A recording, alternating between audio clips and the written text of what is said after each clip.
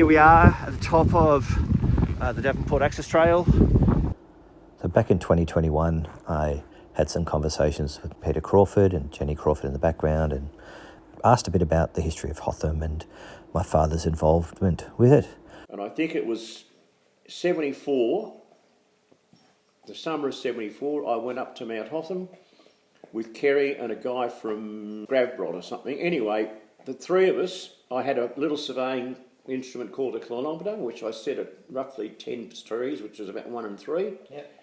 And we went to the bottom of the double chair and we walked up. We went up the first bit we went up to where the blue ribbon lift was, because that was used when they put the water pump station and they had to actually cut a trail down there. Oh yeah, so you could ski that. And you could ski that, but before, and then we then marked, went right up and surveyed the thing and blazed the trail all the way up when we came out on the road opposite the Itamaggah Ski Club. And then because I was secretary of the Hotham Ski Clubs Association then, and I wrote to all the ski clubs and we developed a roster. There was about 16 clubs on the mountain at that time. And I developed a roster. The management committee provided a couple of chainsaws. I had my own chainsaw, which I was using on our block at Upper Beaconsfield. And I went up there for about 8 or 9 weekends in a row and I organised the work parties, and we started at the top and we worked our way right to the bottom. We'd walk in, cut, walk out for lunch, walk back in again. We did that on a Saturday and Sunday for about 8 weekends. And we actually cut the whole trail all the way to the bottom. And the following summer, because it was such a success, I then joined the management committee in 75, and Reg Jackson, who was the Public Works Department engineer on the management committee, he asked me if I would mind if they actually used that blazed trail and they would cut a road all the way to the bottom of the valley, because they said it was a perfect, absolutely perfect track. And Fritz Halbwheel came up with his D6 bulldozer. He got a contract, I think, for about $3,000 or $4,000, and he bulldozed that trail all the way to the bottom. And I got the signs. I think some of the signs are still up there. We actually blazed the trail from the bottom of Mary's Slide back to the bottom of the Brockhoff Pommer at the same time. No, you did that then too. I did that then. That's not 1 and 3 though. I remember. No, it's almost flat all the way. Yeah, that's. So what did you build? What did you do design work for up at Hotham then? Me? Yeah. All the design work I did for the management committee, I did for nothing. Pat Core was the other VSA representative. He was a paid government employee. There was 2 Shire Bright representatives. Okay, start. Zerkies. Up until the last lot was built, I did most of the design work on Zerkies. Yep. White Crystal. Hotham Central. Yep. The village office. Lawlers. Yep. Razorback. Yep. 1750 apartments, I did all the structural. Yep. Peter Parryfield did the architectural. Yep. The Hotham Chalet, I did all the structural for the Schumans. Yep. Peter Parryfield did it with McIntyre and Partners. He did the architectural. Fountains, did all of that. You did the engineering for Alberg, didn't you? Yeah, I haven't got there. Stage 1 of Alberg, all the structural work I did. Peter Fountain, Alpine Haven, I think it was called. Did all that, the architectural engineering. Yeah, that's Blue close. Ribbon Building, did that. The Big D buildings. Yeah. Lachen, obviously. Lachen Apartments, which we built with Kerry. Yep. Rangers. Yep. The Lodge Ski Club. Yep. Did that. Designed everything on Heavenly Valley, the whole lift, all the slope development works, the piping of the creek, all that sort of stuff, and the piping of the creek right down to the bottom of the double chair. But they raised the bottom station up. Yeah, that was meant to be on the other side, wasn't it? Yeah. That was the original design was to put it, actually nestle it across so you could ski through, as opposed to putting it right in the middle where everyone had to ski through. It's Exactly. For what, however much. I had nothing to do with that. They got Gutchers, Haskins and Davey, a consulting firm in Melbourne, to do a design for the water supply, because we had a pump station down near the bottom of the double chair, and they came up with a design, and they called tenders on the design, and the committee said, we just can't afford it. So I said, look, give it to me. I went to the office, I went up the creek, I designed the intake structure, we ran a pipe right down through where the steps under the roadway, we built the new pump station, pumping water from there to the top tanks. I did all that free of charge. With Jack Ashworth on the Committee of Management in 1981, when I flew over taking the photographs about that time, I noticed there were so many gas bottles, and I mean great big 1.5, 2 tonne gas tanks everywhere. If one of those had gone up, the whole mountain would have exploded. Yeah. And we went to Heatane Gas in Hawthorn, Jack Ashworth and myself, got some advice from them. I then designed the total gas reticulation system. We put our first 35 tonne gas tank, which was down the hill below the village office. And then when we decided to reticulate the gas, that was done for the commercial area only. Yep. We also put in with, what's his name, Ross Geimer.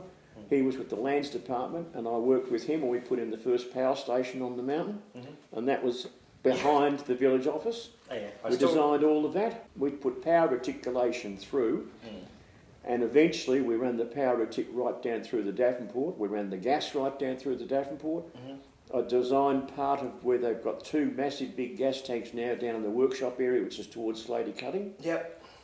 And we put the workshops in there, which I didn't have any involvement with the design of that. They got a design and build contract to do that.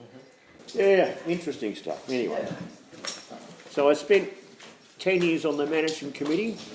When the ARC took over in 1985, I was told that my services on the management committee weren't needed anymore because the ARC had taken over. And then about 6 months later, I was contacted by the Minister for Lands. He was the Labor government minister, and we had the Alpine Resorts Commission, and we had the Alpine Resorts Advisory Body, and where there were 6 of us, and all appointed by the minister to the advisory body, and that was looking after Bawbor, Falls Creek, Buller, and Hotham. And I spent 5 years on that until about 1990, 1991. And I'd had enough. Yeah, fair enough. So I got out of it then, and that's when I got involved with the race club. I designed the race club building. That was in 1987, that was open. I designed and got all the money and physically built that original building. Yeah, I remember that. I did all the extensions to the race club when we moved the whole thing. We had a great big 50-tonne crane, pick the whole building up and move it across. Because that used to be on Zerke's land, didn't it? And went back. It was on the corner of Snowbird. Okay. Peter Zerknitzer and Spargo, I can't think of his surname, Spargo from Falls Creek, they bought out. Because Pat Packboy, who owned it, he was from Adelaide, he died. So the family decided they were going to move out. One of the photographs which I took, they had a poster made of it, and they were giving the posters away at the ski show.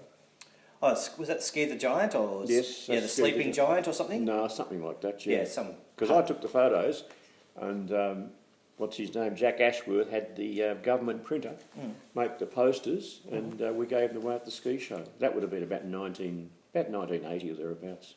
Yeah, I remember the ski show. Sorry, Gav? They had one at the exhibition buildings, but they used to have them at the entertainment centre, didn't they? They used to have them at the showgrounds. Oh, yeah. The ski show. The first ski shows were held in, it was in Toorak. It was a community centre in Toorak. Oh, yeah. Okay. We occupied Lachen Ski Club in the 73 season. We did not ski at all in 72. I think I had a couple of day trips with Kerry up to Falls Creek in 72. That was the only skiing we did. All right. We opened the ski lodge in 73. I joined the management committee in 75. Hotham announces for the 1987 season the introduction of a new quad lift at Brockoff, which has been transformed with extensive slope development into a magical series of new runs now known as Heavenly Valley, providing new slopes for beginner, intermediate and advanced skiers.